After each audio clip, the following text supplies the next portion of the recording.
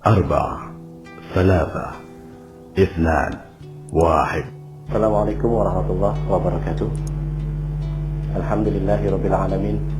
Allahumma shalli ala sayyidina Muhammadin wa ala ali sayyidina Muhammad.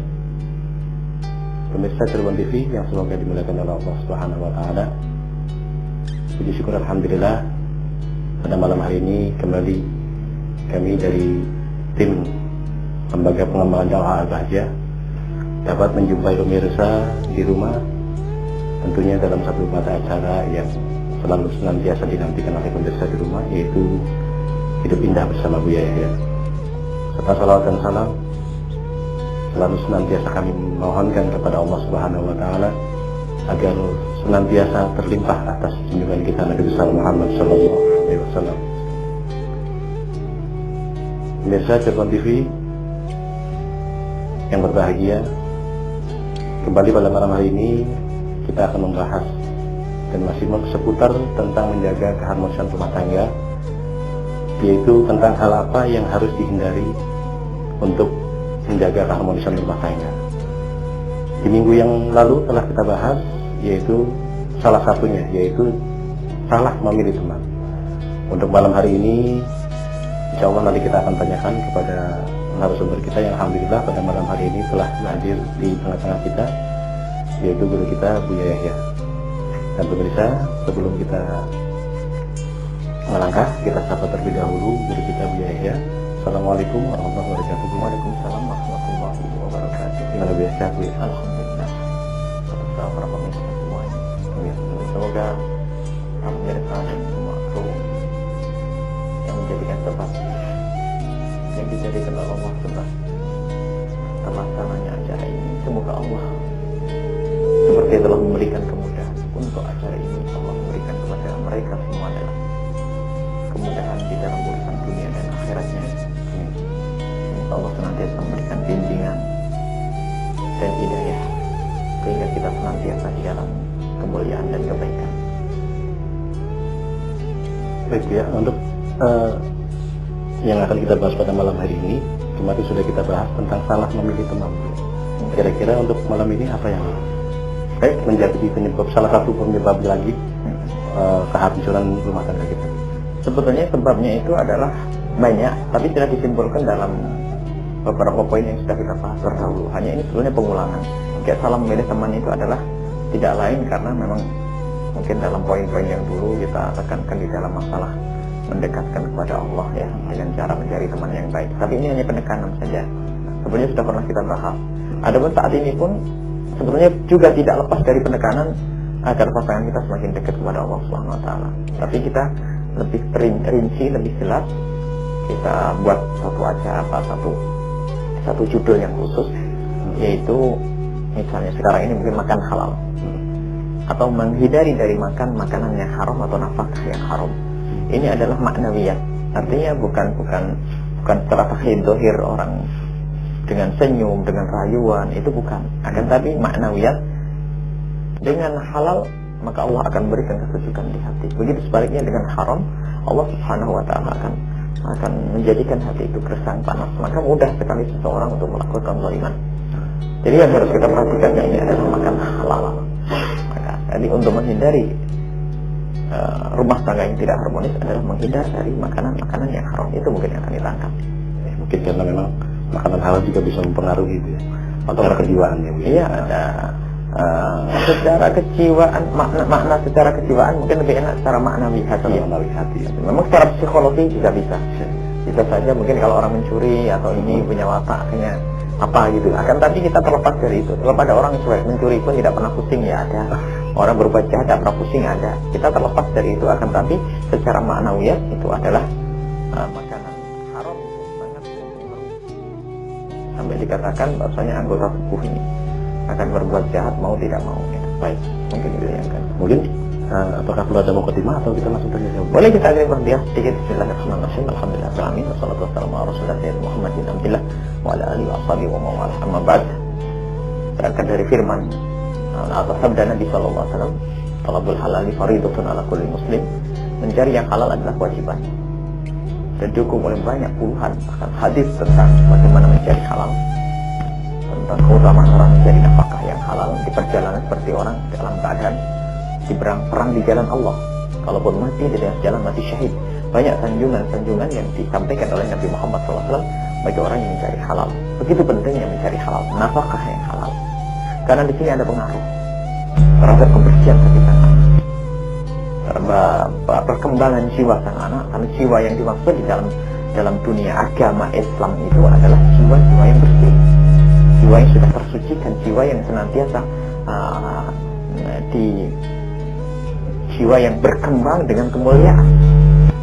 Kita tidak berbicara tentang masalah ilmu jiwa atau kejiwaan dalam disiplin ilmu psikologi misalnya, yang jauh daripada makna maknawiyat keagamaan. Kita ingin, padahal di dalam Islam sangat diperhatikan makna ini. Jadi pakar psikologi pun sebagai psikolog atau itu sendiri ada dua model, yang dia basicnya adalah agama, tentunya adalah akan mengarahkan semuanya kepada nilai-nilai agama. Kalau kita tahu bahwasanya Imam Ghazali rahimahullah ta'ala adalah psikolog kelas tinggi, biarpun tidak pernah sekolah di kampus, ya, tidak pernah lulus sarjana psikologi.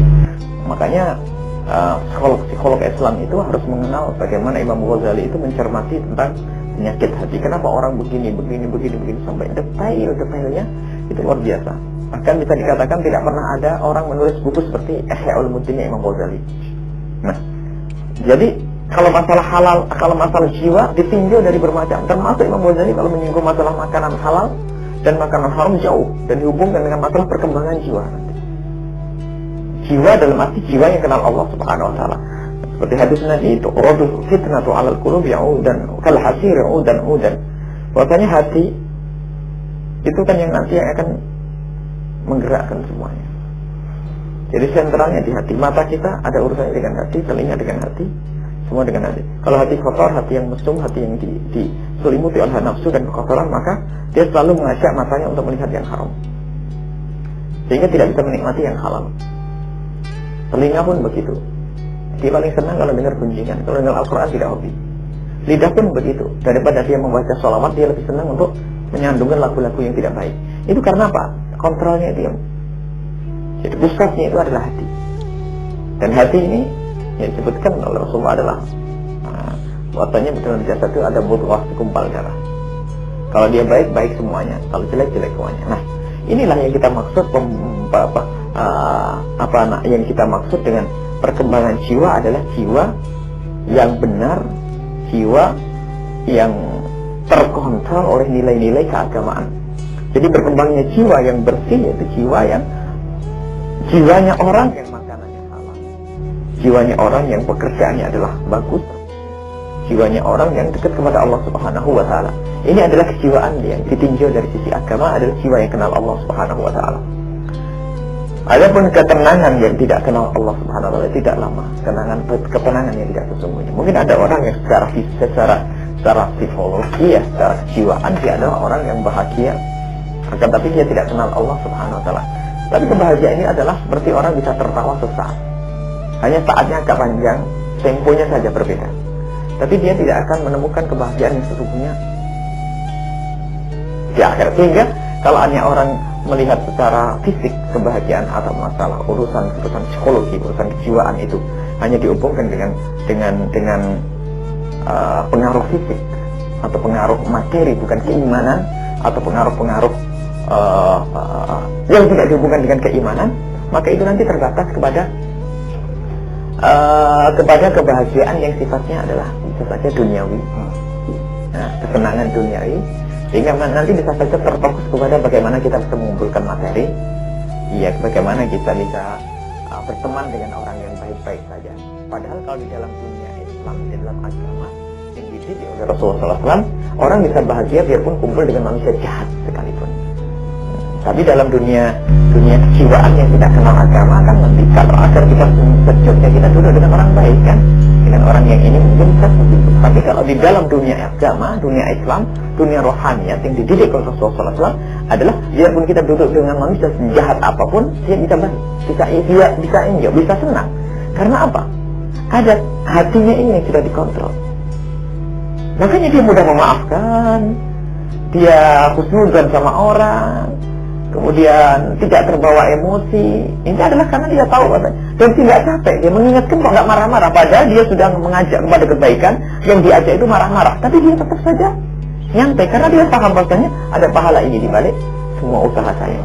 Jadi yang kami maksud di sini adalah pengaruhnya terhadap jiwa masih mengenalkan kepada Allah. Makanan yang halal itu akan mengantarkan kita kenal Allah Subhanahu wa taala. Begitu sebaliknya makanan yang haram akan mempengaruhi jiwa. Dalam arti menjauhkan hati yang kotor. Dan kotornya hati itu adalah digambarkan seperti kotoran di dalam hati seperti tikar.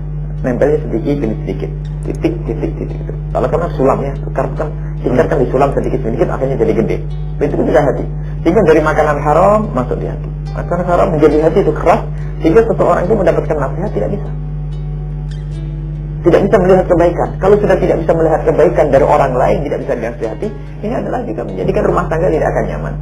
Sehingga yang ada kesombongan, seorang suami yang sombong karena dia yang memberi nafkah dan sebagainya, dan istri pun ternyata juga punya kesombongan dari sisi lain, sehingga sombong tidak akan ketemu. Atau yang lainnya tidak pernah takut kepada Allah Subhanahu wa taala karena hatinya semacam itu. Jadi kezaliman tidak terlalu penting, tidak terlalu dipikirkan. Jadi kezaliman itu adalah sederhana. Nah, mau apa terserah. Sehingga hati yang kotor ini akan menjadikan di dalam sebuah rumah tangga hati yang jiwa yang berkembang dengan sesuatu yang haram ini akan kotor.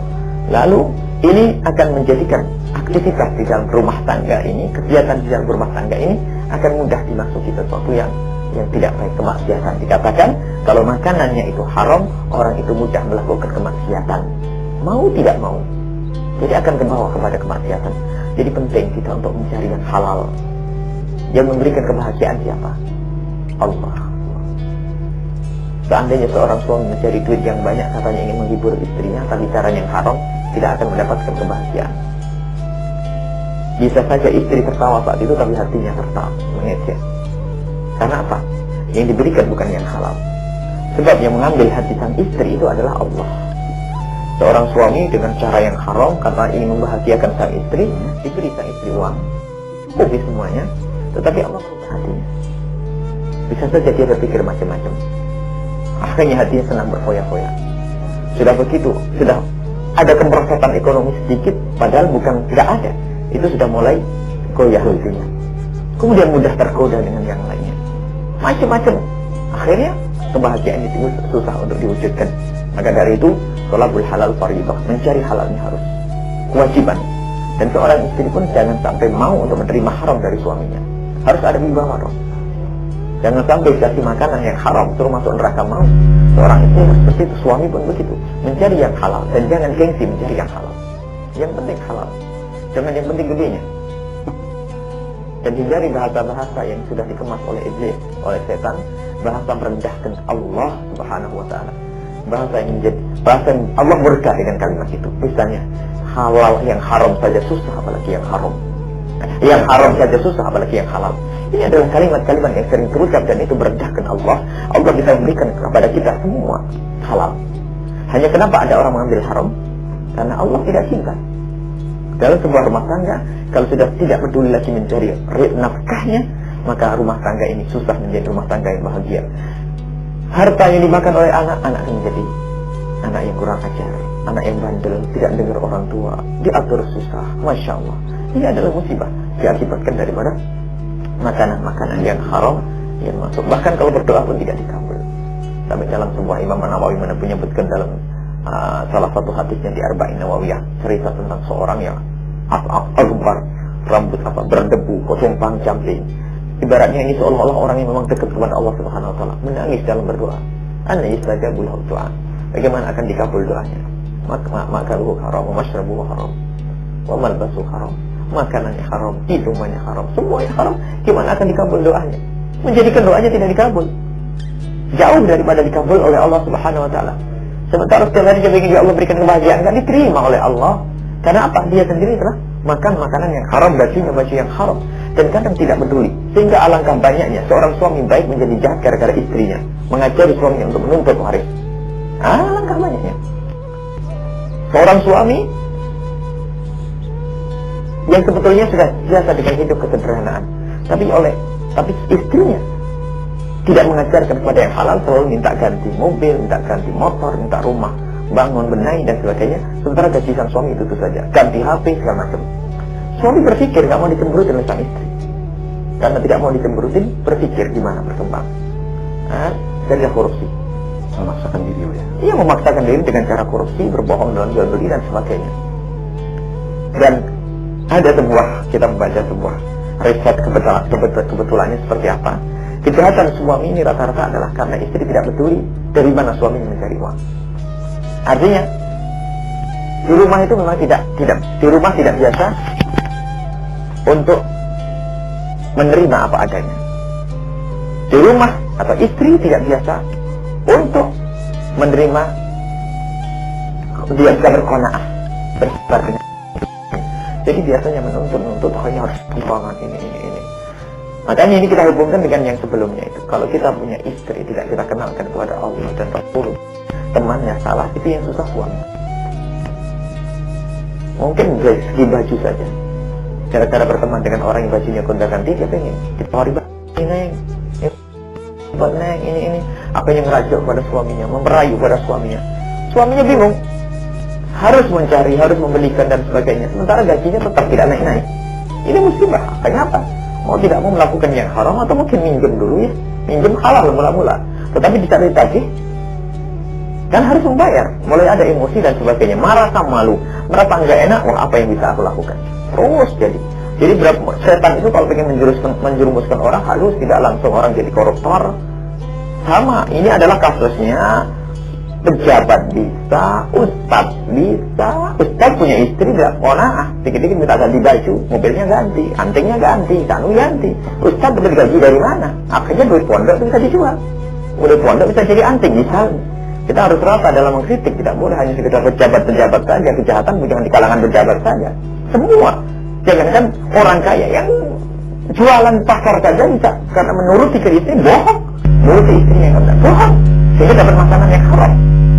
Jadi urusan ucapan itu merata kalau sudah tidak takut kepada Allah Subhanahu wa Ta'ala, dan tidak ada kebahagiaan di situ. Makanya istri penting sekali, peran istri. Makanya jangan mau dikasih yang haram, sedikit halal. Kalau harus diambilkan yang banyak tapi haram, istri yang kenal Allah mengatakan tidak. Bang, lebih baik aku sedikit, lebih baik baju saya ini robek saya jahit daripada baju mewah, mentereng, kemilauan, akan tadi semuanya dari haram. Ini baru istri saleh yang hidup paling sebaik-baik yang dimiliki di dunia sebelum di akhirat. Yang namanya mobil mewah tidak ada apa-apanya dibanding istri yang salehah. Rumah megah tidak ada apa-apanya dibanding istri yang salehah.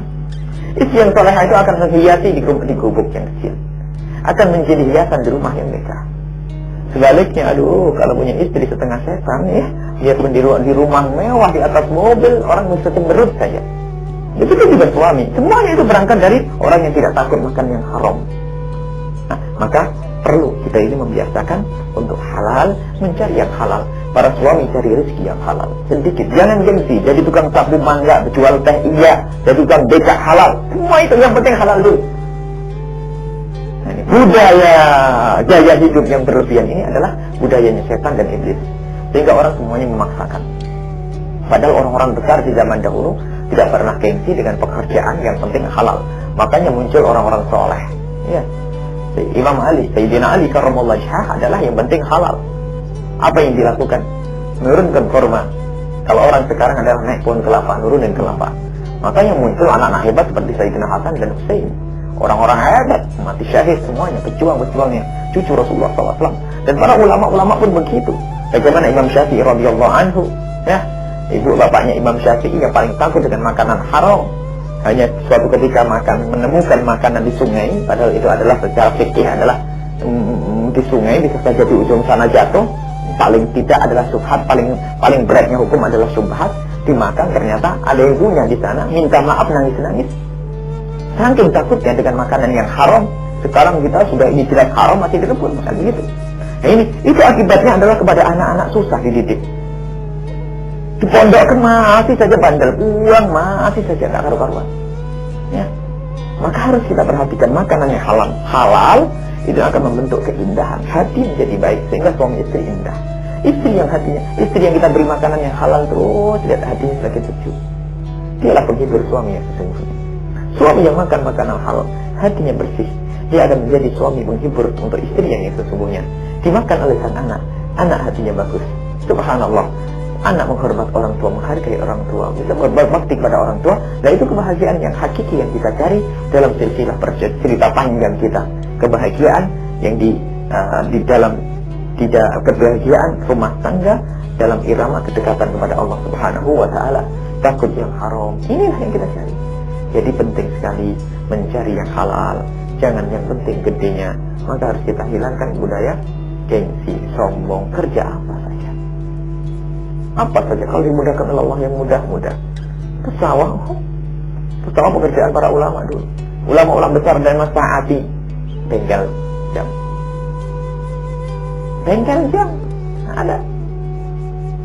Elektronik dia, jangankan zaman dulu, zaman sekarang ada seorang alim di Jawa Timur, dia tulisannya banyak. Itu ternyata kalau tidak salah tukang jam atau elektronik. Belum lama meninggal. Bukan orang kaya mewah, karangannya berjilid-jilid itu. Ada orang namanya Syekh Fadl, adalah orang dari Tuban kalau tidak salah. Itu sangat banyak. Kalau kita tanya kerjaannya apa? Subhanallah. Jadi bukan kemewahan dalam pekerjaan bisa menulis tulisan sebanyak itu. Dan orang-orang soleh tidak pusing. Jadi harganya tercukupi dengan yang halal sedikit. Keluar lagi anak yang soleh begitu. Sudah kemasukan makanan halal ini biasanya rusak. Istri nggak benar, suami nggak benar, dan musibah itu nanti dalam kehidupan kita berumah tangga. Ini saja mungkin. Dan insya Allah akan kita tutup masalah keharmonisan rumah tangga. Kita akan melangkah kepada bagaimana mendidik anak, mungkin silsilah mendidik anak. Setelah itu nanti bagaimana dengan tetangga, kita harus silsilah semakin lebar. Keluarga kecil, keluarga besar masyarakat, negara, nanti sampai dengan agama-agama lain. Semua ada aturan dan ada aturannya sesuai dengan syariat Nabi Muhammad SAW. Bagaimana sesuai dengan apa yang kita angkat daripada acara ini, yaitu hidup indah. Semuanya indah. Baik. Pemirsa Cirebon TV, demikianlah tadi mukadimah yang disampaikan oleh guru kita Bu Yahya. Sungguh begitu dahsyat pengaruh kualitas makanan yang kita berikan kepada keluarga kita, apakah makanan halal ataupun haram. Dan kayaknya akan lebih sempurna di saat pemirsa juga ikut berpartisipasi, yaitu pada nomor telepon di 0231 375 5333. Sekali lagi, pemirsa dapat berpartisipasi untuk bertanya jawab ataupun menambahkan apa yang telah disampaikan oleh guru kami di 0231 375 5333. Pemirsa Cirebon TV dimanapun Anda berada, kembali kami nantikan partisipasi pemirsa, yaitu di 0231 375 5333. Sekali lagi kami ulangi, 0231 375 5333. Dan sebelumnya, terlebih dahulu kami sampaikan bahwasanya guru kami pun membuka majelis baik di kota maupun di kabupaten, yaitu seperti di Masjid Raya Taqwa setiap hari Senin malam Selasa ya, mulai pukul 20 sampai dengan 22 waktu Indonesia Barat. Kemudian di Masjid Raya Mustaqim, yaitu setiap hari Sabtu malam Minggu pukul 20 sampai dengan 22 waktu Indonesia Barat. Di 0231 375 5333. Halo, assalamualaikum. Halo. Ya, Waalaikumsalam. Waalaikumsalam. Iya. Mangga Pak, dengan siapa di mana Bapak? Dengan Pak Iswa. Dengan Pak siapa? Halo. Iya. Dengan Pak Iswa. Pak Irwan, di mana Pak Irwan? Pak Is di Weru, Pak. Oh, di Weru, mangga Pak. Yang termasuk kategori rezeki yang tidak halal itu seperti apa Pak? Mohon dijelaskan itu Pak. Baik Bapak. Ada lagi Bapak? Ada Pak, satu lagi. Mangga. Seandainya Pak kita berkeluarga, berarti ada suami dan istri. Bila suami datang terlambat dari pekerjaan ya Pak, itu ya Pak ya. Mohon dijelaskan sama Bu Yahya seperti apa gitu Pak, menjelaskan pada istrinya Pak. Mungkin cukup seperti itu Kak. Terima kasih Bapak. Assalamualaikum Waalaikumsalam warahmatullahi wabarakatuh. Baik, kita masih buka lagi dua penanya lagi ya, sebelum dijawab oleh Bu Yahya ya. Di 0331 375 5333. Halo, assalamualaikum. Halo, assalamualaikum. Waalaikumsalam warahmatullahi wabarakatuh. Mangga Bapak, dengan di mana? Dengan siapa di mana? Dari Pak Dede.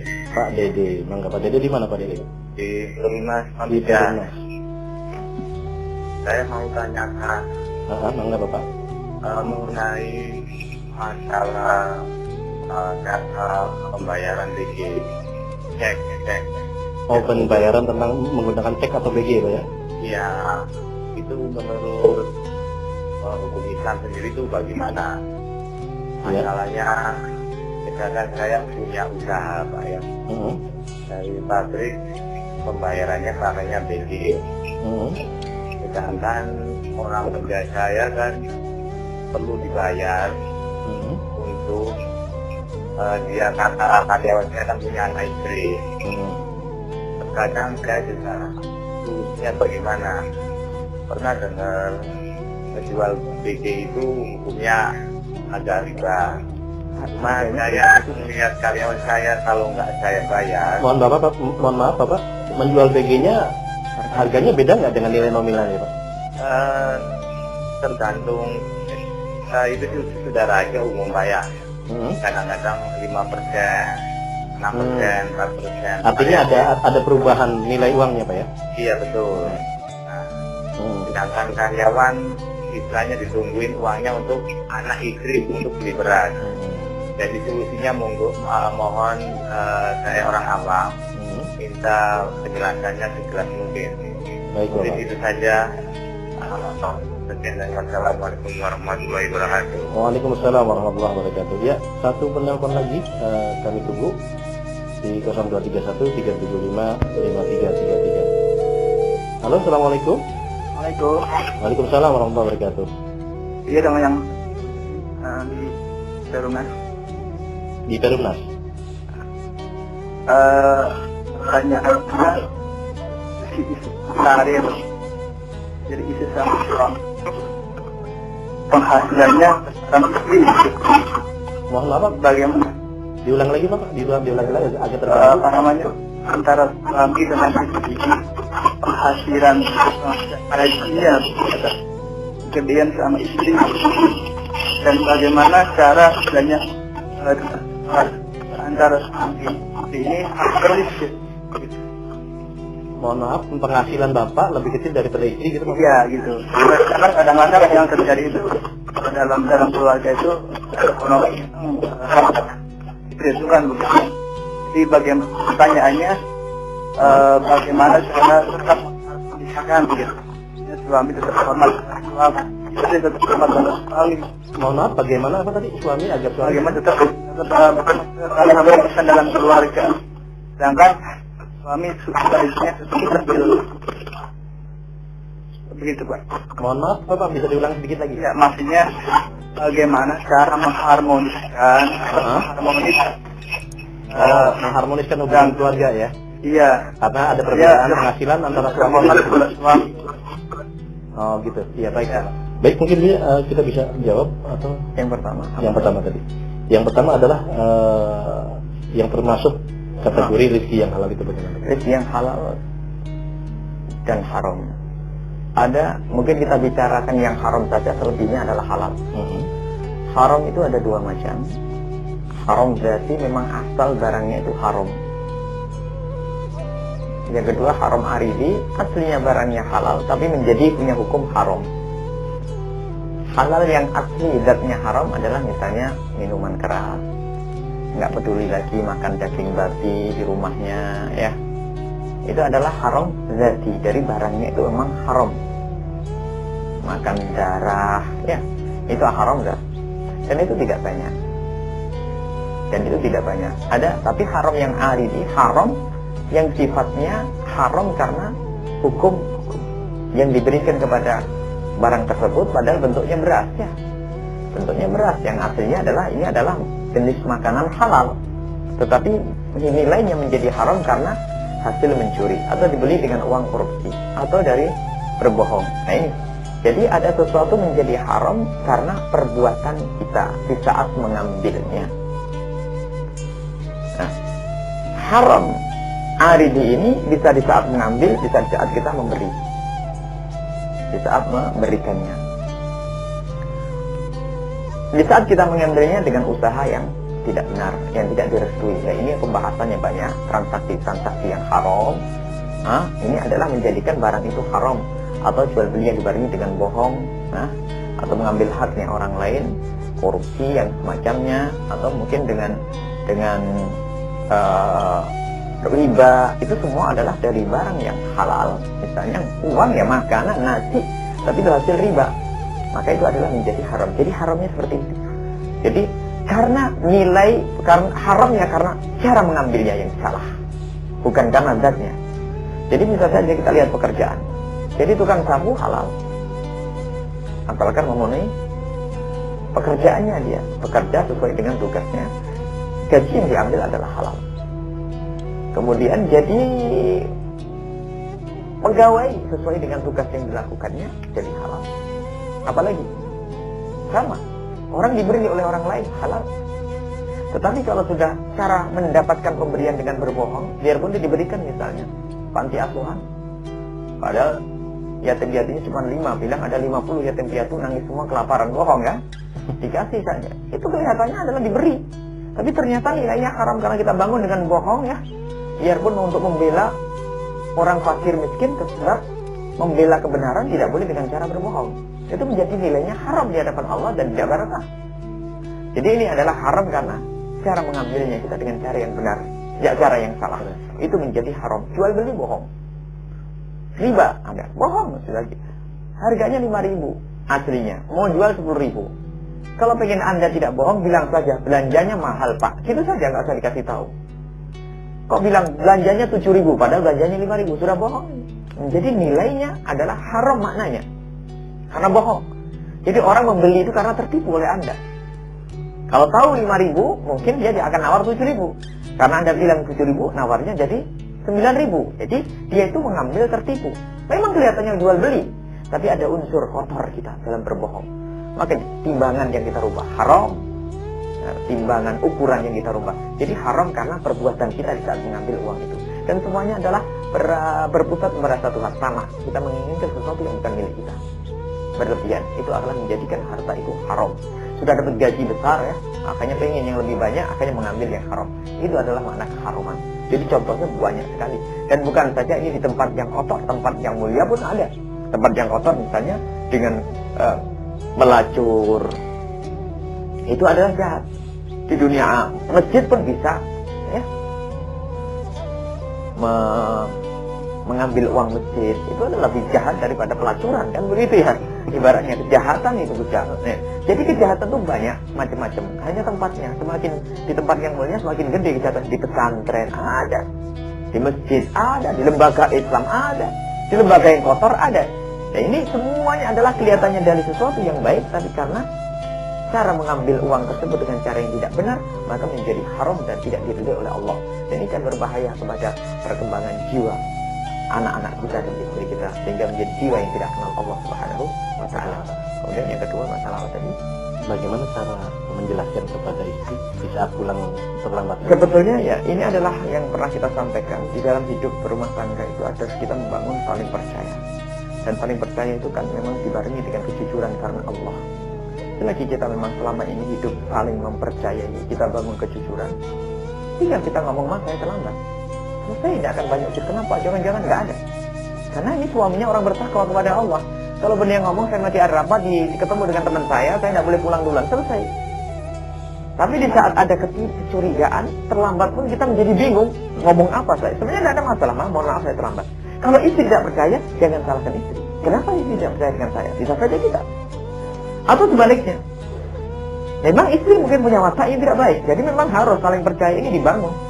Dalam berumah tangga saling percaya, artinya saling percaya karena memang pasangan kita yang kita jadikan kontrol adalah Allah. Makanya Anda berbahagia wahai wanita kalau mempunyai suami yang takut kepada Allah.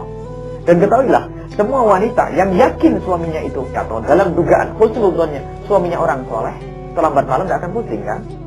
Tapi kalau suaminya selama ini nggak benar misalnya, sedikit terlambat saja bilang kemana? Atau sebaliknya, seorang suami kalau punya istri yang solehah, dia tidak akan pusing. Istrinya di rumah nyaman-nyaman saja. Tapi di saat punya istri yang nggak benar, terduga begini, Telepon tidak diangkat saja, seorang suami dia bingung kan? Kepercayaan ini. Nah, jadi kita perlu membangun kepercayaan. Jadi kita tidak akan memberikan jawaban alasannya apa. Itu alasan hanya sepintas. Kita bisa memberi alasan, mau saja mohon maaf, saya salah, saya terlambat, kalau motor macet. Tapi kita akan membangun bagaimana hubungan suami istri itu tidak perlu sampai takut untuk terus terang. Jadi Anda pulang, mohon maaf, dan Anda memang jujur. Selama ini tidak pernah macam-macam. Ya, kalau mau terlambat, ya terlambat. Rumah terlambat jam 3. Mungkin malah nangis, saya takut. Enggak. Bukan mencari alasan kalau istri. Istri yang sudah percaya kepada suami, kok suami terlambat. Bukan macam-macam takutnya. Malah menangis, mungkin takut jangan-jangan suamiku begini, ada apa, dan sebagainya. Karena hubungannya baik, tidak pernah menduga yang enggak-enggak. Nah, ini yang perlu dibangun. Dan alangkah banyaknya si istri seperti itu. Suaminya terlambat 1 jam saja gemeter, jangan-jangan ada apa-apa, ada ketabrakan, ada apa. Ini karena dibangun suatu keindahan dalam rumah tangga. Tapi kalau sudah saling curiga, kemana? Ayo, yang jauh. Langsung dibuka tasnya, ada apa nih semuanya? SMS-nya rebutan hati. Ini tidak indah karena memang dibangun dengan rasa tidak percaya. Dan yang harus kita tanya, kenapa tidak percaya? Ada apa ketidakpercayaan yang kok muncul? Mungkin memang ada unsur pernah kita berkhianat, kita berbohong dan sebagainya. Jadi yang perlu kita bangun adalah kebersamaan. Mungkin suami istri Anda yang tidak benar. Kalau memang istri Anda yang tidak benar, bagaimana Anda mengajari istri Anda perlahan demi perlahan untuk bisa mempercayai Anda? Yaitu kita ajari kejujuran. Atau mungkin Anda yang belum bisa meyakinkan pada istri. Intinya kuncinya di suami. Nah, ini suami ini adalah qawwamun ya. Berani menjadi suami itu harus berani bagaimana mendidik istri. Bagaimana istri bisa menjadi baik, istri menjadi patuh, istri menjadi dekat kepada Allah adalah tugas suami, dan insya Allah Anda adalah orangnya. Buktinya Anda sampai bertanya di sini karena Anda ingin mencari solusi, dan solusinya besar ya. Kita tidak akan memberi PR yang kecil ya. Kalau memberikan alasan maka gampang. Tapi lebih dari itu, bagaimana Anda kalau memang ada kerjaan yang sampai malam, barangkali Anda harus bertemu dengan seorang ulama. Apalagi kalau Anda bergabung dengan ustadz, kiai itu pulangnya jam 12 malam terus, jam 1, jam 2. Anda bergabung dengan kiai sama ustadz, apalagi Anda mengantarkannya, berkhidmah kepadanya. Nggak karu-karuan jamnya, kadang-kadang pulang pagi itu. Nah, jadi kalau sudah istri Anda baik, nggak akan bertanya, cukup dengan siapa engkau bersih. Kan begitu, dengan sudah selesai. Jadi yang perlu dibangun adalah kepercayaan. Wallahu a'lam bishawab. Selanjutnya adalah bagian tentang hukumnya pembayaran dengan cek atau BGB. Dan bagaimana hukumnya juga menjual tapi dengan ada perbedaan. Mungkin bisa digambarkan sejenak. Barangkali apa begini. Ada orang butuh uang, ya kan? Saya kasih cek. Ya. Cek saya berikan kepada Anda. Nilainya 1 juta. Kan cairnya nanti 10 hari lagi kan? Iya. Saya butuhnya sekarang kan? Kembalikan ke saya bayar berapa? 900.000. Begitu kan contohnya? Iya. Ini adalah kejahatan nomor 1 ini. Yang punya duit yang enak. Dan hukumnya haram mutlak, tidak ada tawar kalau begitu. Itu menjepit. Kalau memang saya sebagai bos, orang yang punya duit pengen nolong, tidak harus seperti ini menyekik bahasanya menolong, tapi mencekik. Kalau bang saya benar nolong, kenapa tidak saya kasih uang tunai saja? Nah, kan belum jatahnya. Alangkah bagusnya kalau belum waktunya pembayaran kita beri dulu, kan tidak ada masalah. Jadi kalau tidak dipinjemi, tanpa harus mengurangi ini namanya mencekik, dan ini menjadi bisnis. Dan memang kita mendengar pengaduan semacam itu adalah dengan begitu, dikeluarkan, keluarkan, kan bulan depan keluarnya ya. Nanti baliknya siapa lagi? Ya kesian lagi, lumayan, tinggal gitu. Jadi mencekik itu, jadi isi fakir yang tadi bahasanya katanya kasihan karyawan sudah menunggu-nunggu, ditunggu-nunggu gajinya, malah kita cekik. Alangkah jahatnya manusia ini. Coba dipikirkan ini. Dibalik saja Anda jadi karyawan bagaimana? Sudah gajinya pas-pasan. Ya. Harus kita potong lagi. Masya Allah, subhanallah. Kalau bentuknya seperti ini. Ada model lain lagi. Tapi intinya sama. Anda pinjam duit. Saya keluarkan cek. Ya. Kepada Anda. Tapi tidak bisa cair dari tanggal 30 nanti. Sekarang baru tanggal 18, 19 ya. Tanggal berapa hari ini? Tanggal 17. Baik 17. Nggak akan keluar. Sebenarnya Anda butuh. Gimana caranya? Saya jual. Ya kan? Saya jual. Kembali lagi ke sini. Siapa pun, apakah ini karya bukan? Ya jual lah, ya tidak bisa dong kalau penuh. Kan belum waktunya. Itu hakikat riba. Karena cek itu ada nilai 1 juta dibeli 900. Ribanya 100. Ini riba jadi nggak benar semuanya. Termasuk orang yang menjualnya. Sama menjual. Kenapa mau dengan urusan begini? Kalau mau dengan, kalau 1 juta 1 juta. Ayo 1 juta 1 juta. Karena tolong menolong harus. Sebab apa? kejahatan yang dikemas dengan tolong menolong itu tidak pernah terungkap selamanya, dan itu paling jahatnya kejahatan. Kejahatan yang dikemas dengan bahasa menolong itu adalah kejahatan yang susah diungkap. Oh, saya nolong kok, ya kan begitu. Itu adalah kejahatan yang paling bahaya. Sehingga Rasulullah sudah melarang urusan riba di dalam utang-utang. Karena apa? Itu mencekik. Biarpun 1 juta, ribanya 1.000. 1 juta, 10 juta kan 10.000. Ibaratnya 1.000, kecil ya. Nah, ada 1.000, paling 100.000 ya. 5.000, anggap saja 5.000, kalikan nanti.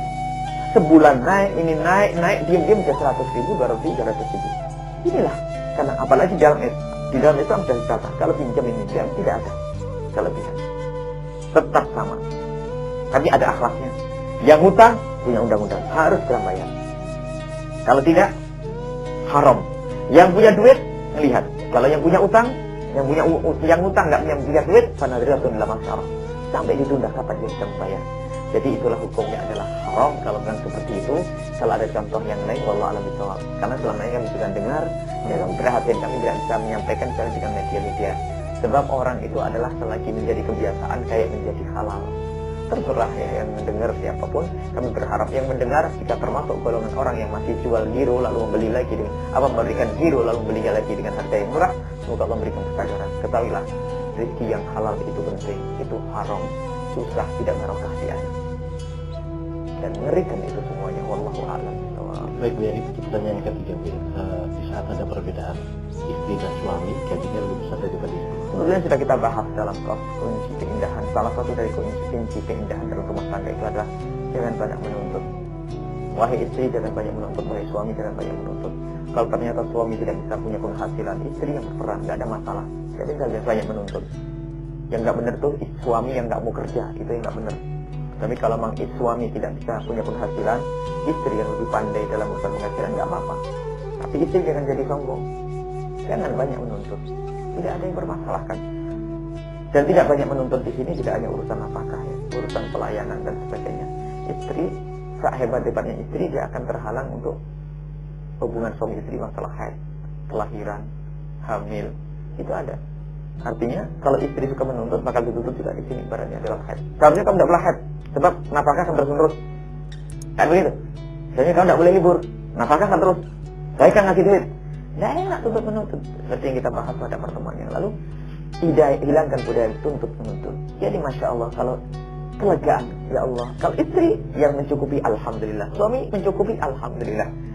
Memang aslinya suami. Suami keluar uangnya dengan nafkahnya. Jangan ngambil duitnya istri. Itu suami yang hebat. Anda suami berani menjadi suami, keluarkan uang dari diri Anda, uang Anda sendiri. Jangan pakai gajinya istri. Istri yang memberi itu sukarela. Istri yang baik. Bang, ini saja kalau saya buat anak sekolah ini. Itu istri yang baik. Istri yang membantu, dan itu kemuliaan seperti yang pernah terjadi pada zaman Nabi. Mendapatkan 3 pahala itu. Istri yang mulia, solehah, benar.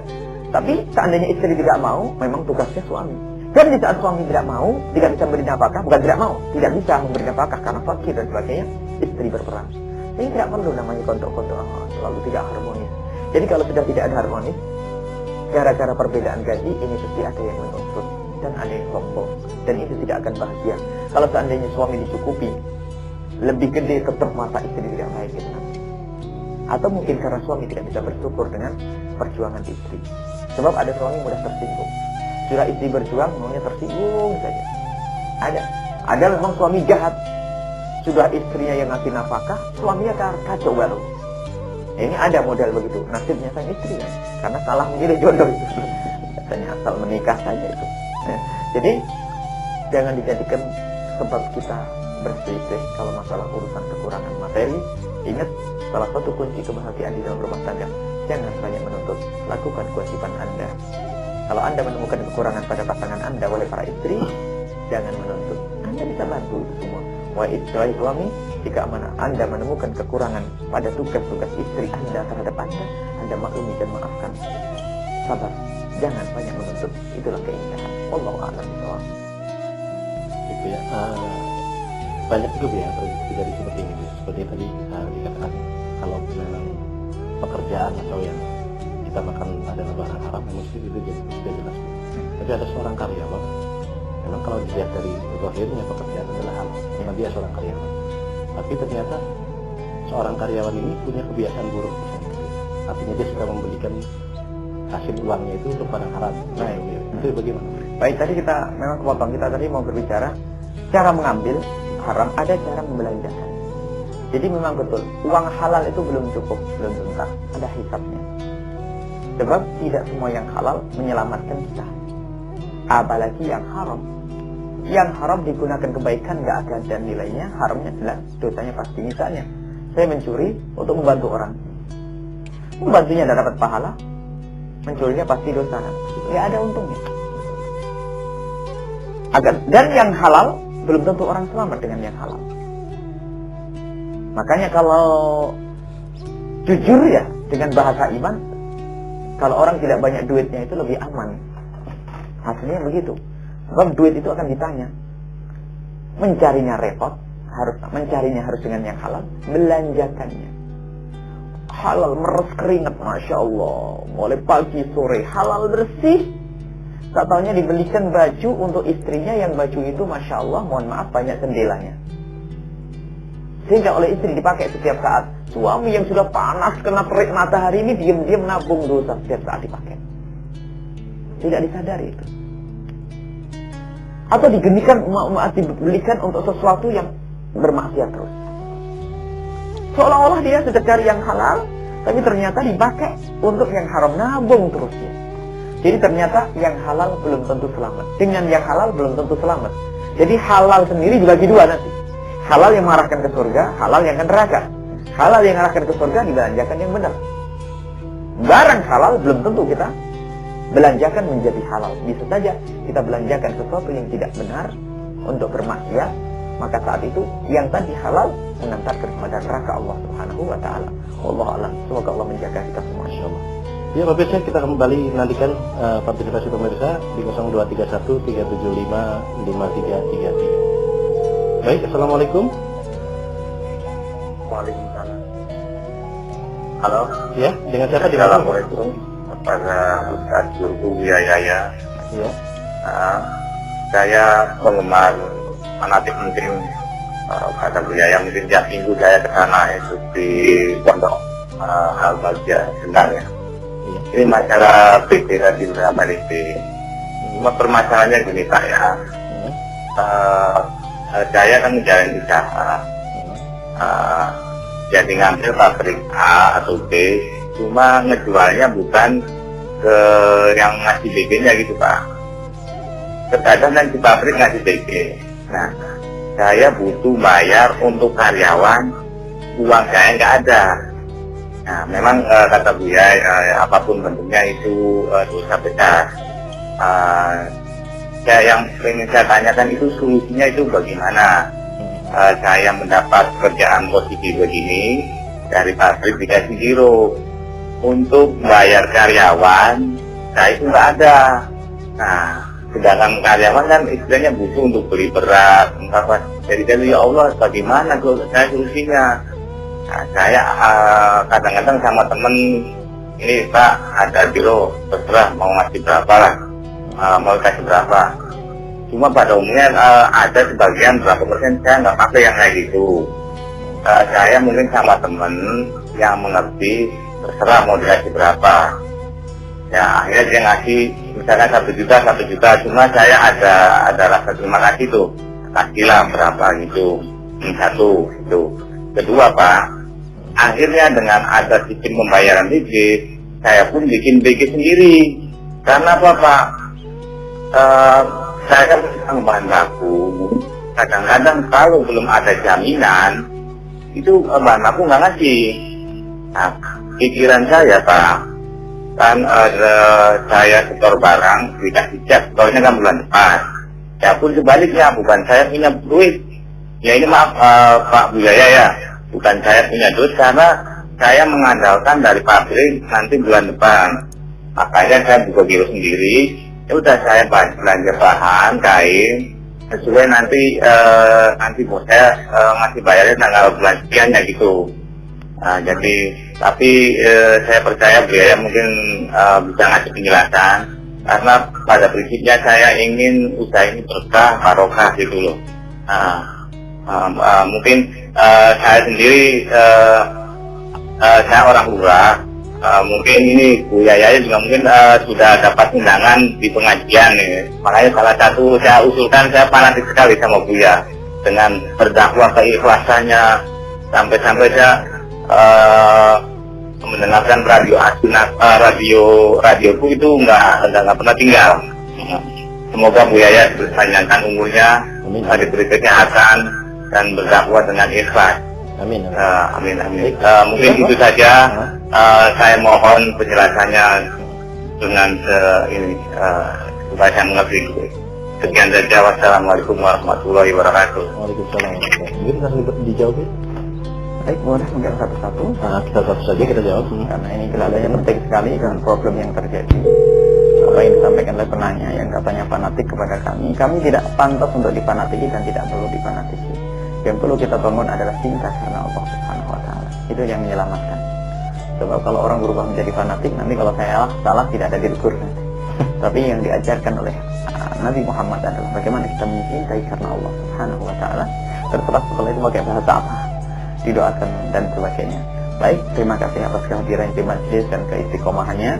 Dan diketahuilah bahwa berkat istiqomah panjenengan inilah yang menjadikan majlis ini menjadi makmur. Dan insya Allah barokahnya akan merata kepada semuanya. Amin. Adapun yang disampaikan ini, kami terlepas dari siapa yang melakukannya. Bukan harus Anda, siapapun yang melakukan yang sama. Kebenaran harus didengar, harus dipatuhi. Kalau tadi kasusnya adalah atasan kita, bos, yang memberikan giro kepada kita. Sebetulnya giro itu kan ada nilai uangnya ya. Anggap saja cairnya bulan depan. Sebetulnya hanya menggeser waktu saja kan. Kalau memang ada niat baik dari bos yang atas itu, menggeser waktu ya. Daripada duit cair bulan depan kan sama-sama cairnya, dikedepankan kan bisa. Waktu itu kan tidak ada beda sebetulnya. Hanya mau atau tidak berubah itu semuanya. Mohon maaf, sebab kalau sudah unsur yang menikmati keuntungan itu, susah melakukan itu semuanya. Misalnya, seorang bos masa kalau bisa punya perusahaan gede, tidak punya uang untuk menggaji, diajukan begitu saja. Misalnya semua karyawannya jumlahnya 1.000, 1 juta menjadi 1.000, silakan 1 juta kali 1.000, 1 miliar. 1 miliar, baik. Sebulan duit 1 miliar apapun bentuknya harus keluarkan kan bulan depan ya. Iya. Baik.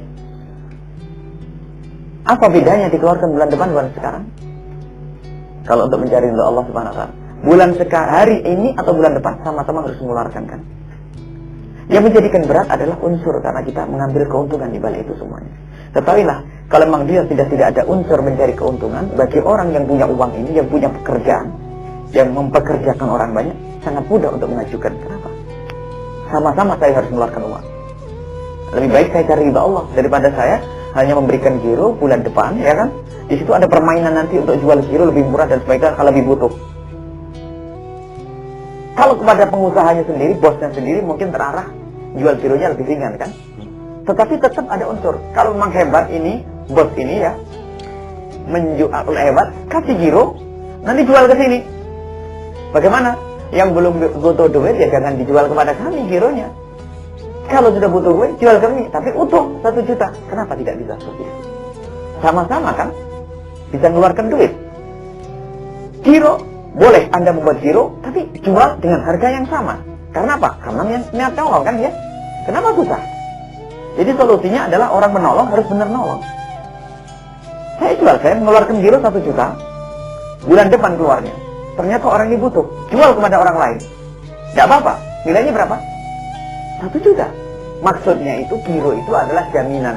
Kang, saya pinjam duit kepadamu 1 juta. Ini loh jaminannya. Kan begitu sepertinya. Nggak ada masalah dalam dunia Islam, ada jaminan. Jaminannya giro ini ada nilai uangnya. Saya nggak punya apa-apa kecuali giro ini, tolong giro ini pegang. Kalau yang tidak mau nuker sendiri, nanti saya kembalikan, saya yang jual. Tapi tetap pinjamnya duit berapa? 1 juta. Atau kalau memang tidak bisa, begini caranya. Giro saya berikan kepada Anda 1 juta. Tapi Anda butuh duit. Tapi gironya keluarnya berapa? Bulan depan ya. Anda boleh giro titipkan di orang lain. Anda boleh, ini solusinya. Anda titipkan ini saya punya giro 1 juta. Terus apa maksudmu? Saya pinjam duit 500.000, jaminannya ini. Maksud kalau sudah giro jatuh tempo nanti saya handle, saya kembalikan gironya, saya tukar sama, saya jual sesuai dengan harganya 500 saya bayar. Nggak ada masalah. Jadi Anda meminjam saja kepada orang senilai 500. Pun dia bisa minjem duit kan? Misalnya itu tadi. Maksudkan orang yang saya kasih giro 1 juta berikan kepada Anda. Anda mau beli giro. Kalau mau beli giro punya duit atau tidak? Punya. Baik. Kalau giro dijual kepada Anda 1 juta menjadi 100.000 kan? 900.000. Anda memanfaatkan berapa? 100.000. Dalam tempo sebulan ya? Anda jahat kan? Ya. Kalau Bang Anda lihat nolong kan begini. Bisa ambil saja duit 900.000, tapi giro saya pinjam. Nanti kalau sudah pada waktunya ya saya tuker 100 tak kembalikan lagi ke kamu. Kan tidak ada masalah kalau niat nolong. Ini kalau sudah ada niat unsur jahat. Jadi ternyata dalam urusan begini jujur saja ya kepada Allah Subhanahu wa taala. Kalau panjenengan Mas Ruslan ingin niat baik, selesai. Tapi kalau wah, ini rugi dong duit mandek, dipinjem, wah enggak. Ini kalau ada unsur begini, kan sama-sama mengeluarkan duit, dirubah niatnya menjadi niat yang mulia. Itu adalah di dalam Islam. Karena jangan sampai orang melarat, orang yang tidak punya ini terus terjepit. Ini secara umum rumusnya seperti itu, solusinya adalah seperti itu. Dan budaya, biarpun sudah menjadi kebiasaan, kita tidak boleh ikut budaya. Dan alhamdulillah banyak orang-orang berhasil nggak urusan dengan yang demikian ini. Karena berurusan dengan Allah yang Maha Kaya, nggak usah pusing. Semakin tawakal kepada Allah, Allah semakin perhatian. Semakin takut kepada Allah, semakin takut melarat, maka Allah tidak tolong. Jadi ini adalah yang harus perhatikan. Masya Allah, yang Anda termasuk yang sangat perhatian pada ini. Anda punya 2 kebaikan yang terlihat di sini. Anda ingin memperhatikan karyawan Anda. Sekaligus Anda juga ingin disiplin ya tadi gitu, bagaimana waktu tepat, kemudian dengan karyawan yang ingin menolong dan sebagainya. Akan tapi alangkah sempurnanya jika itu semua adalah harus Anda barengi dengan cara-cara yang dibenarkan oleh syariat Nabi Muhammad SAW. Yang lalu biarkan berlalu. Barangkali yang belum pernah mendengar apa yang kami sampaikan pada hari ini, Allah akan mengampuni itu semuanya. Tadi ke depan hari harus proses. Kalau saya adalah bos, baik, berarti saya harus mencari dana 1 miliar. Kan bukan dana hilang. Untuk gaji karyawan saya yang jumlahnya 1 miliar lillahi ta'ala, saya ingin mengajukan gaji itu semua daripada giro 1 bulan. Masya Allah, jihad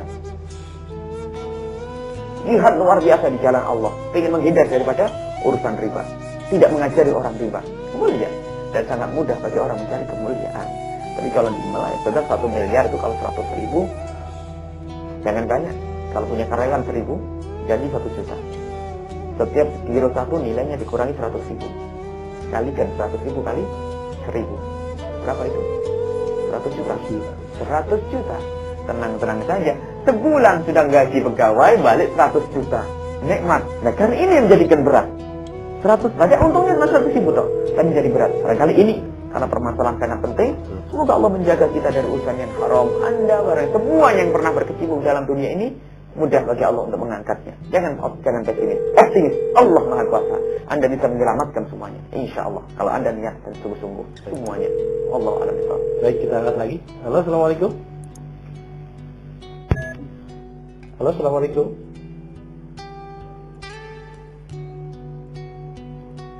Halo. Ya, kita terima. Halo, assalamualaikum. Assalamualaikum. Waalaikumsalam warahmatullahi wabarakatuh. Ya. Ini Dengan dengan Ibu Eni. Ibu Eni. Bangga Ibu. Dia mau bertanya tentang ini junub apa Bu? junub mandi besar pakai air panas, air hangat. Itu hukumnya apa? Baik Bu. Ada lagi Bu? Terus ini Pak, waktu kan di sekolah kan kita mengumpulkan tabungan dari anak-anak, terus pada akhir tahun kan dikembalikan, tapi si ibu kan ngasih ke gurunya diucapkan terima kasih lah. Ya sekian aja Pak. Baik. Terima kasih. Assalamualaikum. Waalaikumsalam warahmatullahi wabarakatuh. Satu lagi Bu. Kalau ada Pak, satu lagi penelponnya. Halo, assalamualaikum. Halo, assalamualaikum. Waalaikumsalam. Ya, dengan siapa di mana Bapak? pertanyaan Pak. Iya. Mangga pertanyaannya Pak. Ya, umpama saya punya anak kos. Terus karena saya sudah beristri banget, saya punya tempat. Akhirnya tanah saya itu dibangun pondok pesantren, tapi bukan diwakafkan, hidupnya diwakafkan. Hasil bangunannya ya sumbangan orang-orang kampung. Selama 10 tahun kemudian santrinya nggak ada, sehingga dengan ini pondok tadi dibikin rumah. Bolehkah sampai tempat pondok tadi yang tadi dibikin rumah? Terima kasih. Baik. Assalamualaikum warahmatullahi wabarakatuh. Assalamualaikum warahmatullahi wabarakatuh. Yang pertama tadi apa? Mandi besar. Baik, mandi besar. Itu adalah fikihnya, ada sedikit fikih tentang mandi besar ada sendiri. Yang mewajibkan mandi besar ada 5. Yang satu adalah keluar mani, biarpun tanpa bersenggama. Yang kedua, bersenggama biarpun tidak sampai keluar mani. Kemudian yang ketiga adalah melahirkan. Orang melahirkan wajib mandi. Kemudian haid, kemudian nifas. Ada lagi tambahan orang mati harus dimandikan. Ini adalah pembahasan khusus. Kemudian cara mandinya sangat sederhana. Meratakan air yang bisa dipakai wudhu, atau air yang suci, air yang asli. Suci mensucikan, air mutlak bahasa fikihnya. Cuman kadang bingung dengan air mutlak. Pokoknya air asli saja, keluar dari bumi, turun dari langit, asli. Ya, yang belum bercampur dengan teh, kopi, segala macam ya. Air itu bisa dipakai untuk mandi, asalkan diguyur ke sekujur wudhu dengan niat. Nggak usah pakai bahasa Arab pun boleh ya. Dipermudah, sebagian orang harus pakai nawaitu, akhirnya nggak hafal lalu nggak mandi besar. Niat mandi besar karena Allah, biur sekujur tubuh, nggak pakai sampo pun bolehnya. Yang penting merata air itu sampai ke kulit-kulit semuanya. Itu adalah sah mandi besar, dan setelah itu boleh sholatnya, boleh membaca Al-Quran, orang junub, haid dan sebagainya. Adapun airnya, asalkan air itu asli, biar untuk digodok itu adalah boleh, asalkan jangan waktu mendidih, nanti kulitnya yang mengantuk ya. Jadi kalau anget boleh, nggak, air dingin pun boleh. Karena kalau panas dan hangat hanya makruh, tapi kalau mendidih haram karena merusak kulitnya. Kecuali kita kuat dengan air mendidih. Jadi intinya air itu asli, air digodok nggak ada masalah. Air masak mungkin kita kayak ya, saya kalau tidak mandi dengan air masak nggak bisa, ya boleh saja mandi besar dengan air masak, wudhu dengan air masak, nggak ada masalah. Hangat boleh, dingin boleh, ya, asalkan tidak berbahaya kepada kulit kita. Itu adalah sah-sah saja. Wallahu a'lam bishawab. Baik ya. Yang kedua adalah mengumpulkan tabungan dari anak-anak murid-murid. Terus kemudian di akhirnya Ibu yang memberikan. Masya Allah. Kalau ada ibu menabung, anak-anak ibu, putri ibu menabung di sebuah sekolahan, nabungnya 10 juta, keluar 10 juta kan? Nah, itu adalah benar, nggak ada masalah. Kok ibu senang, Masya Allah anak saya bisa menabung sampai 1 juta, anggap saja itu. Ibu senang 100 dikasihkan kepada gurunya, maka itu adalah tidak ada masalah. Bahkan jangankan cuma 100 ribu. Kalau ibu dengan sukarela, sudah saya tidak mau mengambil duitnya, saya berikan ke sekolahan semuanya, baik, itu adalah suatu hal yang sangat mulia. Karena itu memberi dan tidak ada hubungannya dengan urusan riba tadi, tidak ada sangkut pautnya. Itu baik, memang harus seperti itulah. Kita bersyukur tentang apa? Tentang kebaikan sudah dikumpulin, dijaga anak-anak kita ucapkan terima kasih. Memang seharusnya seperti itu, kita berterima kasih dengan sekolahan. Jangan kalau sudah bayar SPP sudah selesai, itu tidak. Anak kita dididik di situ, nyumbang pondok, nyumbang madrasah, nyumbang SD, itu bagus, satu kemuliaan yang diajarkan oleh Nabi Muhammad SAW. Baik. Kemudian yang berikutnya Bu ya, tentang ada tanah wakaf yang di wakaf apa tidak wakaf ya tadi? Kayaknya tanah pribadi tadi. Tanah pribadi dibanguni sesuatu yang wakaf. Itu boleh saja, akan tapi begini. Harus ada perbincangan antara yang punya tanah dengan yang mewakafkan. Sementara kalau bangunan wakaf, sebab kalau bangunan wakaf di tanah yang bukan wakaf, ini bermasalah. Kalau yang punya tanah itu mengizinkan, berarti ini adalah mengizinkan sampai tanah wakaf tidak boleh dirubah. Seperti orang kalau ada orang mengizinkan kita membangun di rumah tanahnya, silakan membangun rumah saya, mangga disaksikan oleh banyak orang, persilakan. Ini adalah terserah dibangun. Nah, jadi memang tidak memiliki, tapi hak pakai. Sampai kapan? Sepuasnya. Tidak ada batasannya. Kalau ada setahun. Nah, kalau ada orang mengizinkan, orang balik akil mengizinkan orang bangun di rumahnya, itu adalah hak pakainya selamanya. Tidak ada batasannya. Sama. Ini makanya dalam urusan fikih, kalau ada orang balik akil bekerja di tempat kita tanpa ada ikatan kerja, nggak wajib gaji gitu. Ada orang dewasa kok ikut kita kerja, ya saya ikut kerja, ikut saja. Orang dewasa nggak wajib kita gaji. Nah, karena apa? Dia sendiri memberikan sukarela jasa itu tanpa ada ikat. Kalau ada anak kecil, anak yang belum berakal, kok bekerja di tempat kita, wajib kita jadi namanya unsur domisil, gaji yang semestinya. Sama. Kalau ada kita mengizinkan orang bangun di sini, secara hukum di hadapan Allah ya. Kalau hukum masalah negara lain cerita, nggak ada sertifikat. Hukum negara, Anda mengizinkan, Anda harus tahu akibatnya kan. Anda mengizinkan bangunnya kayak begini, Anda diam, Anda rela, Anda berakal, Anda balik. Nah ini, maka itu adalah mengizinkan. Jadi tidak apa-apa bangun begitu, tapi tidak boleh dibongkar nih sampai bangunan itu sendiri rusak. Dan tidak boleh dirusak sampai bangunan itu sendiri bisa. Nah kalau ternyata bangunan ini ternyata santrinya habis, bolehkah dijadi rumah? Tidak boleh dijadikan rumah. Karena tidak sesuai dengan orang yang menghibahkan dulu atau mewakafkannya. Mewakafkan bangunan itu dulu adalah untuk santri. Kalau tidak bisa dijadikan rumah, lalu kita boleh nanti misalnya karena tidak punya fungsi untuk santrinya tidak nyaman di sini, pindah ke tempat lain. Nah bisa saja rumah ini kita sewakan uangnya untuk santri. Jadi tetap fungsinya untuk santri. Tapi kalau kita berubah menjadi yang lainnya total tidak ada kemanfaatan untuk santri, tidak perkenankan. Jadi nilainya seperti halnya digambarkan dalam fikih, kalau tikar itu diwakafkan di masjid tidak boleh dijual, dirubah fungsinya, tetap jadi tikar. Kecuali tikar itu nanti memang tidak bisa dimanfaatkan, fungsinya dirubah, dijual tikar itu jadi kayu bakar, duitnya dikembalikan lagi.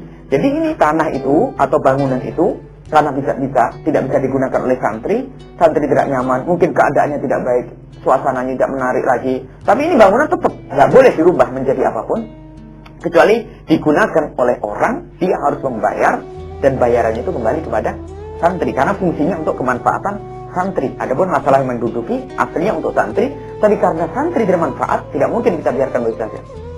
Bagaimana kalau dijual? Ini bab lain lagi, menjual wakaf itu gimana hukumnya? Sama, menjual wakaf tidak diperkenankan kecuali wakaf itu tidak bisa difungsikan sebagai mestinya. Seperti tikar yang diwakafkan tidak boleh kita jual sebagai tikar. Kecuali kita jual sebagai kayu bakar, karena tikar dulu kan kayak kayu bakar dalam fikih itu. Tikar tidak boleh kita jual sebagai tikar. Ini tikar mesti kita jual, nggak boleh. Tapi kalau tikar sudah rusak, robek-robek, patah-patah, nggak bisa jadi tikar lagi kan? Kita buang juga jangan, tapi bisa dijual jadi kayu bakar. Nanti duitnya dikembalikan lagi. Ini adalah contohnya dalam fikih Islami, fikih kita, fikih mazhab Syafi'i yang sangat luas, sudah jelas. Jadi tidak boleh jadikan rumah hanya untuk dinikmati.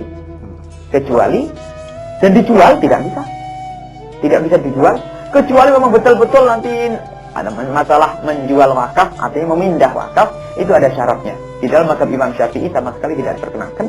Ini adalah jangan kebawa kepada bicaraan yang berikut ini ya. Ini adalah meluas ya. Itu saja.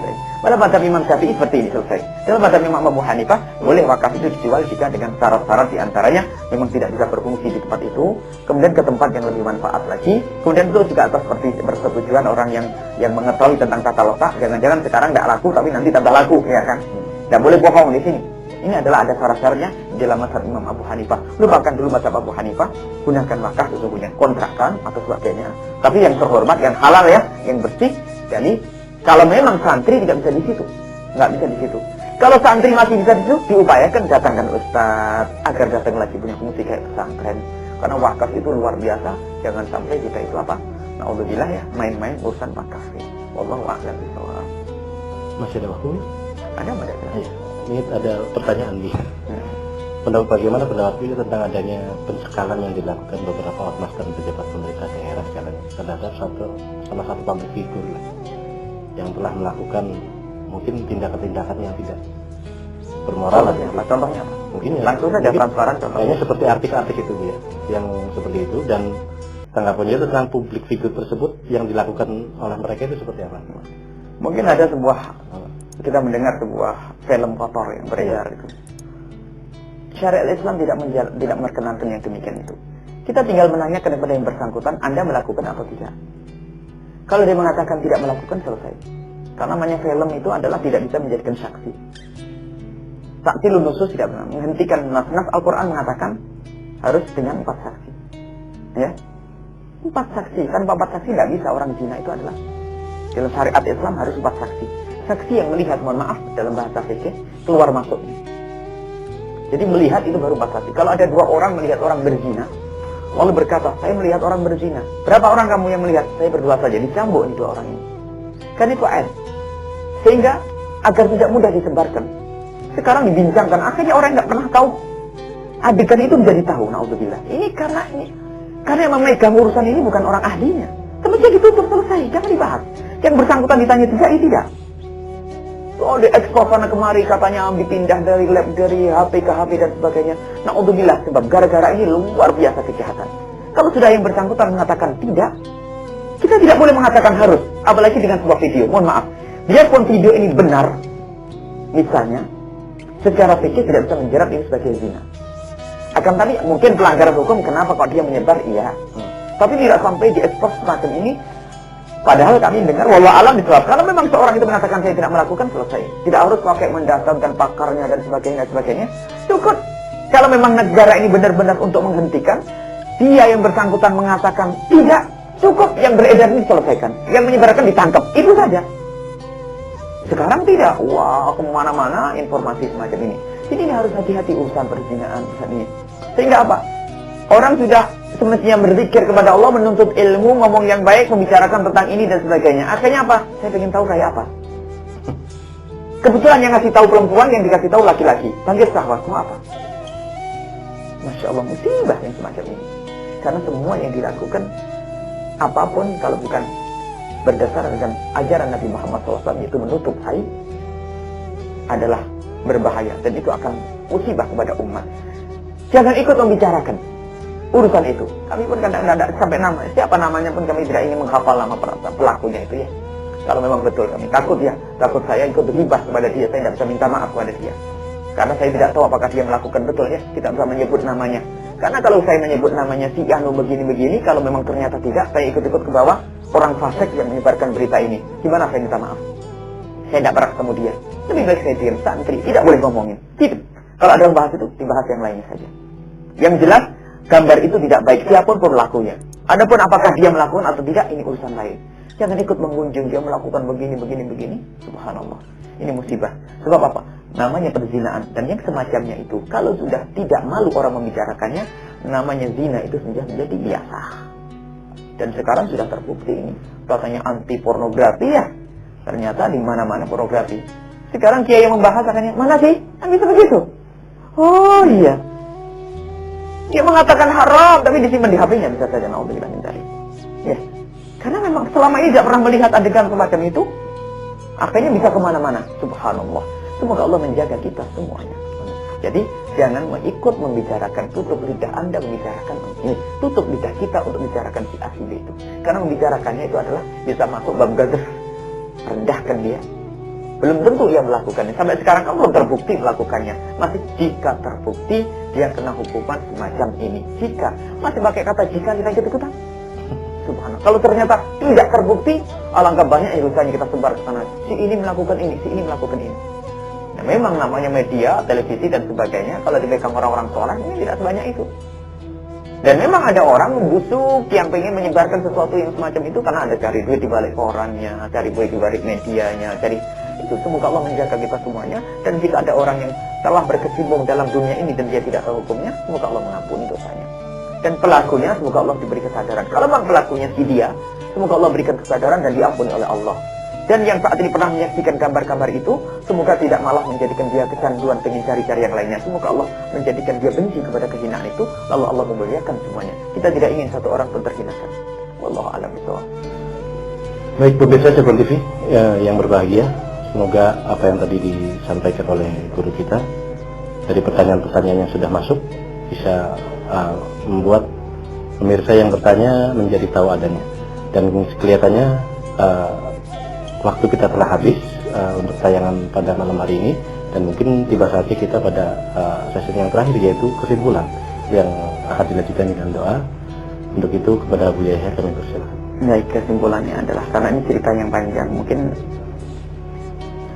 bisa yang ingin memurojaah tentang apa yang kami sampaikan dari awal, yang sangat mungkin sekali akan diputar ulang juga di siang hari atau apa di stasiun yang sama tentang keharmonisan rumah tangga, karena cerita masih panjang. Dan semoga juga dari pihak televisi bisa mengusahakan penggandaannya nanti kalau ada orang yang membutuhkannya dari keharmonisan rumah tangga dari awal sampai akhir, karena silsilah yang panjang, karena agar manfaatnya ada. Dan mungkin setelah ini kita akan berpindah kepada topik yang lainnya. Semoga bermanfaat. Mungkin kita akan berbicara tentang bagaimana mendidik anak yang baik ya, karena saat ini adalah rupanya banyak orang salah cara mendidik, sehingga dan kita tidak akan mengatakan pendidik cara saya, cara kami, bukan. Bagaimana Rasulullah mengajari kita mendidik. Kita mengikut apa yang diajarkan oleh Nabi Muhammad SAW yang dipahami oleh para salafus saleh, para ulama-ulama kita semuanya, bagaimana mendidik anak-anak yang benar, cara menyekolahkan yang benar, cara berinteraksi dengan anak. Dan nanti insya Allah akan kita bagi sesuai dengan yang biasa kami sampaikan, pembagian masa-masa mendidik anak itu. Dan inilah kemudian kesimpulannya adalah kami berharap bahwa semuanya adalah punya niat dan punya kemauan, punya niat untuk menciptakan keindahan di dalam rumah tangga. Sebab musibahnya sangat besar. Jika di rumahnya yang seharusnya indah tidak indah, maka orang tersebut akan mencari keindahan di luar rumah. Dan itu adalah musibah sebelum di akhirat nanti. Jadikanlah istri kita adalah yang paling cantik yang kita saksikan. Seperti yang disebutkan Nabi Muhammad, kalau kita melihatnya, dia menyenangkan kita. Dan wahai para wanita, jadikan suami kita adalah orang yang paling kita banggakan. Sehingga kalau kita bertemu adalah ada nilai kebanggaan. Dan ini adalah yang perlu dibangun. Dan silsilah yang kami sampaikan adalah untuk membangun ini semuanya. Sehingga tidak ada suami merendahkan istri. Biarpun tinggi pangkatnya kayak apa, biarpun alimnya kayak apa itu sang suami, tidak akan merendahkan istri. Begitu sebaliknya, istri tidak merendahkan sang suami, biarpun misalnya sang suami adalah sudah bodoh, tidak punya ilmu, tidak punya harta, sebab itu sakit-sakitan, istri adalah cantik, kaya raya, dia tidak akan merendahkan suami. Karena hidup dia itu bukan 60 tahun saja. Dia berharap setelah 60 tahun, dia berharap setelah kehidupan ini adalah kehidupan yang sangat luas, sangat panjang, yaitu kehidupan di alam barzakh dan kehidupan di akhirat nanti bersama Rasulullah Sallallahu Alaihi Wasallam. Ini adalah kesimpulan yang bisa kami hadirkan, dan mari kita bersama-sama membaca doa sebagai penutup. Bismillahirrahmanirrahim. Alhamdulillahirabbil alamin. Allahumma shalli ala sayyidina Muhammad wa ala ali sayyidina Muhammad. Allahumma arhamna wa la tu'adzibna, wansurna wa la tahdhurna, wa'afina wa la tumritna, وأكرمنا ولا تهنا وأثرنا ولا تؤثر علينا إنك على كل شيء قدير. Allahumma ya Allah, Allahumma ya Allah, berikan kepada kami keindahan dalam rumah tangga kami. Rumah tangga yang saling mencintai karenamu ya Allah. Rumah tangga yang kenal Engkau ya Allah. Suami yang semakin hari semakin khusyuk kepadamu, istri yang semakin hari semakin mencintaimu ya Allah. Sehingga hidup kami adalah hidup bersama orang-orang yang Kau cintai. Anak-anak kami kenal kepadamu ya Allah. Sehingga kami dan anak-anak kami istri kami orang tua kami adalah ahli surgamu ya Allah. Ya Allah, jauhkan kami dari perselisihan di dalam rumah tangga kami. Jauhkan kami dari percekcokan di dalam rumah tangga kami ya Allah. Kami tidak ingin susah di dalam rumah tangga kami ya Allah. Jadikan rumah tangga kami adalah keindahan surga sebelum kami masuk surgamu ya Allah. Dan jauhkan anak-anak kami semua, keluarga kami dari zina yang busuk, hina dan Kau hinakan ya Allah. Jauhkan kami dari zina yang kotor dan Kau hinakan ya Allah. Zina yang kotor dan Kau hinakan ya Allah. Jika ada di antara kami ada yang pernah terpeleset dalam hina dan busuknya zina ya Allah, kami mohon berikan kepada mereka pengampunan-Mu ya Allah, dan tutup aib mereka di dunia dan di akhirat, sehingga di dunia tetap mulia dan di akhirat Kau muliakan. Dan berikan kepada mereka kesadaran ya Allah. Ya Allah, jangan biarkan terus larut dalam kehinaan zina ya Allah. Dan tutuplah mata kami dari aibnya orang lain ya Allah. Dan jauhkan kami dari mencari-cari aibnya orang lain ya Allah. Tutuplah mata kami dari aib guru-guru kami. Tutuplah mata kami dari aib orang tua kami. Tutuplah mata kami dari aib pasangan kami. Tutuplah mata kami dari aib orang yang bersama kami ya Allah. Kami takut suudzon ya Allah. Kami takut berprasangka buruk ya Allah. Kami takut hati kami kotor ya Allah. Ya Allah, ya Allah, wujudkan keindahan dalam rumah tangga kami. Rumah tangga yang saling mencintai, yang saling menghormati, yang saling menghargai, yang saling mengabdi ya Allah, yang saling membantu karenamu ya Allah. Sungguh Engkau Maha Kuasa ya Allah. Ya Allah, berikan kemudahan kepada semua orang yang memudahkan urusan kami Allah. Berikan kemudahan kepada orang yang memudahkan acara kami saat ini ya Allah. Berikan kepada mereka semua adalah imbalan yang yaitu keridhaan-Mu ya Allah, kemudahan dari-Mu ya Allah. Muliakan semua orang yang menjadikan, muliakanlah orang-orang yang berusaha untuk memuliakan orang lain ya Allah, dan muliakan kami semua ya Allah. Ya Allah, bantulah orang yang telah membantu perjuangan kami, dan berikan kepada mereka keikhlasan ya Allah. Orang yang telah membantu perjuangan kami, dakwah kami di tempat ini, di pesantren kami, dimanapun kami berada, pembangunan pesantren kami, perluasan tanah pesantren kami. Ya Allah, berikan kepada mereka keikhlasan ya Allah, keikhlasan ya Allah. Dan gantilah dengan harta yang melipat ganda yang Kau ridho ya Allah. Jangan sampai mereka tidak ikhlas. Jangan sampai apa yang mereka lakukan tidak bisa mereka lihat kelak di akhirat ya Allah. Sungguh kami mencintai mereka ya Allah. Siapapun yang berjuang bersama kami ya Allah, siapapun yang membantu perjuangan kami ya Allah, muliakan mereka ya Allah. Dan jauhkan kami dari dengki ya Allah. Jauhkan kami dari dengki. Jika ada orang berbuat jahat kepada kami, jika ada orang aniaya dan menyakiti kami, maka kami mohon ampuni dosa mereka ya Allah. Ampuni dosa mereka ya Allah. Mudahkan segala urusan mereka ya Allah. Jangan sampai mereka masuk neraka gara-gara kami ya Allah. Kami ingin orang-orang masuk surga gara-gara kami ya Allah.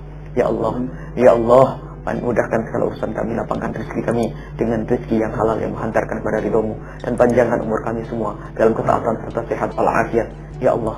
Dan di saat Kau hendak mencabut nyawa kami, cabutlah nyawa kami dalam keadaan Kau ridho pada kami ya Allah, dalam keadaan kami mencintai-Mu ya Allah, dalam keadaan husnul khotimah, mati dalam keadaan iman ya Allah.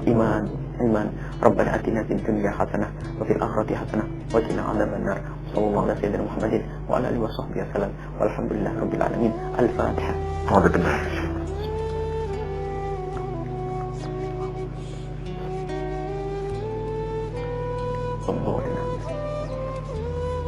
Pemirsa Tribun TV dimanapun Anda berada, demikianlah sajian pada malam hari ini. Namun sebelum kami tutup, kembali kami beritahukan bahwasanya bagi pemirsa yang ingin mendengarkan tausiah guru kami di ya, juga dapat mendengarkan di radioku 107,9 FM Cirebon setiap hari jam 6 pagi sampai dengan jam 7 pagi, dan juga di radio dakwah lainnya yaitu di Wadi FM di 101,6 setiap hari mulai jam 4 sampai jam 6 ya, sampai menjelang maghrib.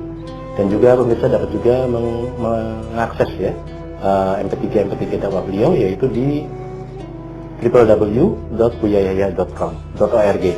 Demikian pemirsa, semoga sajian pada malam hari ini akan dapat membawa manfaat bagi kita semua.